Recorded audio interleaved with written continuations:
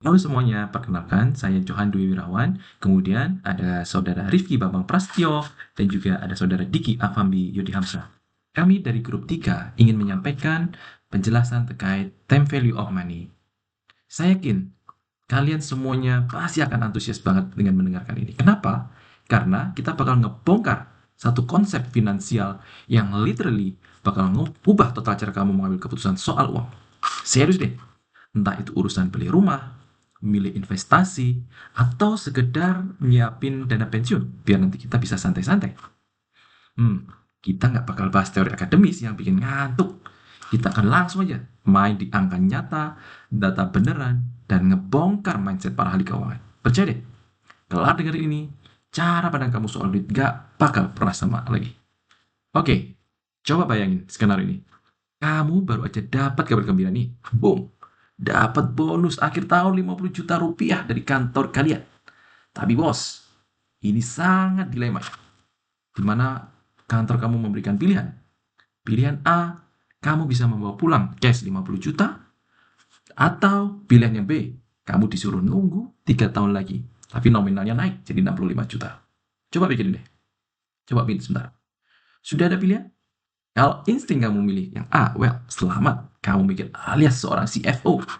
Tapi kamu ngerasa tergoda milih B. Karena mikir, wah 65 juta lebih gede tuh. Tak dulu.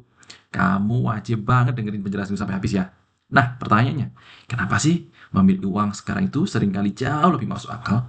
Jawabannya ada di satu konsep fundamental. Nama itu adalah time value of money, alias nilai waktu uang. Gampangnya gini, uang yang kamu pegang ini nilainya itu jauh lebih berharga daripada nominal yang kamu di masa depan. Kok bisa ya?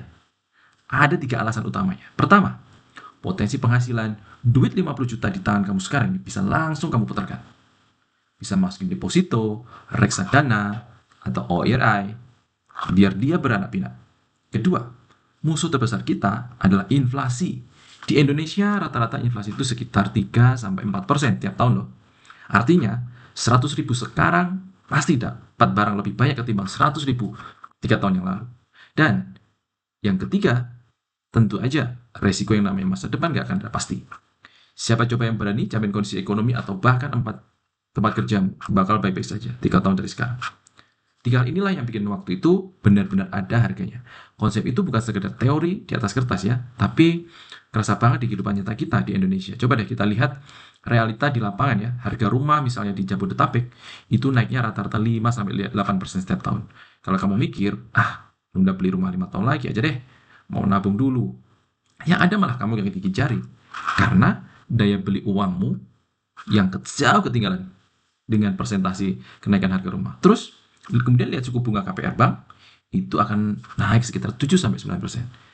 Kenapa Bank Matok bukan segitu? Ya karena mereka paham banget uang yang mereka pinjam itu ke kamu hari ini nilainya jauh lebih berharga daripada cicilan pelan-pelan yang kamu bakal bayar di masa depan.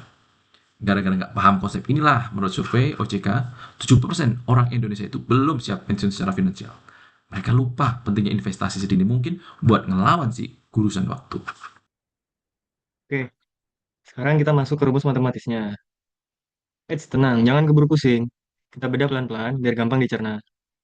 Rumus pertama dari time value of money ini namanya future value atau biasa disebut FV. Sederhananya, rumus ini tuh buat ngejawab. Kalau kita punya duit segini sekarang, nilainya bakal jadi berapa sih di masa depan? Rumus itu, FV sama dengan PV, yakni present value atau duit kita sekarang, dikali dengan 1 ditambah R, interest rate, alias tingkat bunga per periode. Terus tinggal dipangkatin N, yaitu rentang waktunya berapa tahun. Udah gitu doang. Biar kebayang, kita langsung masukin angka nyatanya aja.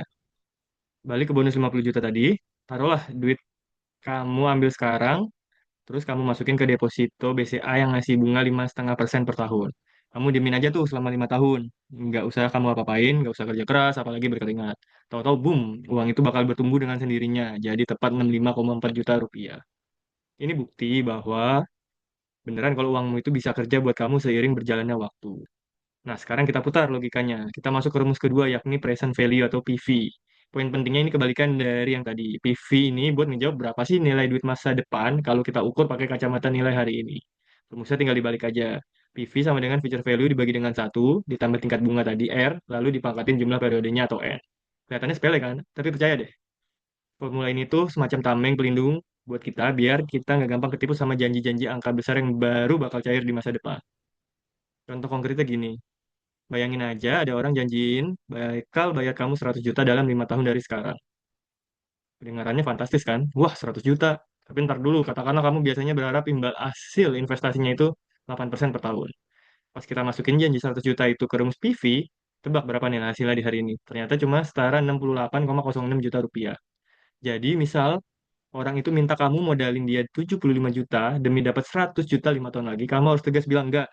Karena secara matematis, nilai 100 juta di masa depan itu sama dengan nilai 68 juta di hari ini. Nah, mari kita bawa konsep ini ke skenario dunia nyata yang sering banget dihadapi investor di Indonesia. Anggap aja kamu lagi ada uang nganggur 100 juta rupiah dan pengen diinvestasikan buat 3 tahun ke depan. Ada dua pilihan. Pilihan pertama, masukin deposito ke bank konvensional yang mungkin ngasih bunga 5,5% per tahun. Atau pilihan kedua, beli ORI alias obligasi retail Indonesia dari pemerintah dengan kupon 6,5-5% per tahun. Sekilas, wah jelas ORI terlihat lebih cuan kan? Tapi sebagai investor yang cerdas dan kritis, kita nggak boleh berhenti ngecek dari nilai nominalnya aja.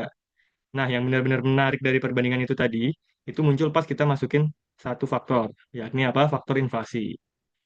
Kalau kita hitung nominal pakai rumus future value, emang deposito itu tumbuh sekitar 117 juta dan ORI tembus 120 juta.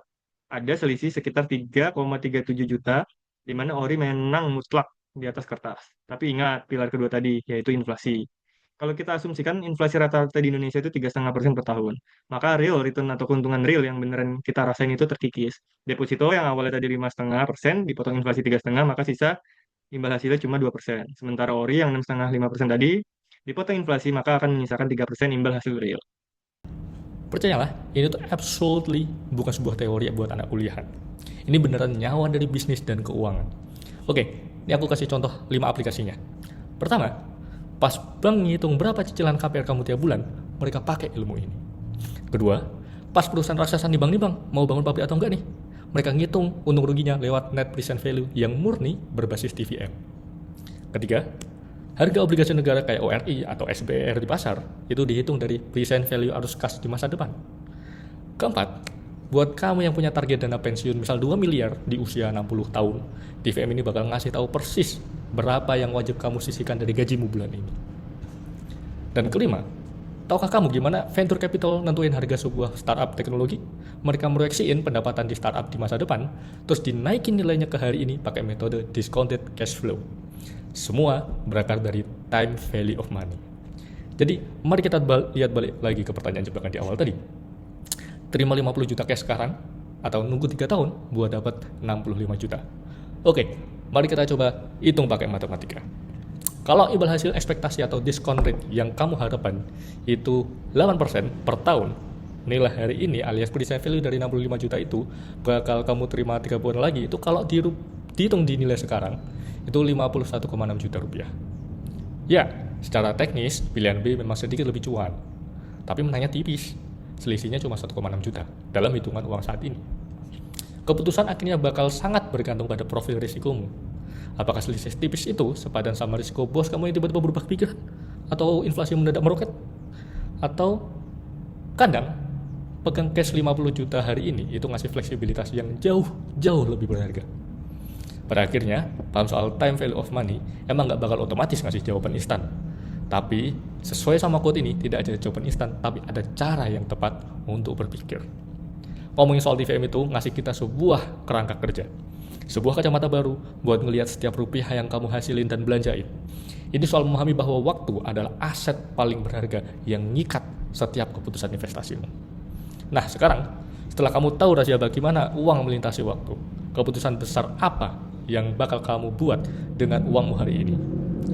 Terima kasih udah belajar bareng kami hari ini. Teruslah berpikir kritis. Sampai jumpa di pembahasan seru berikutnya. Thank you.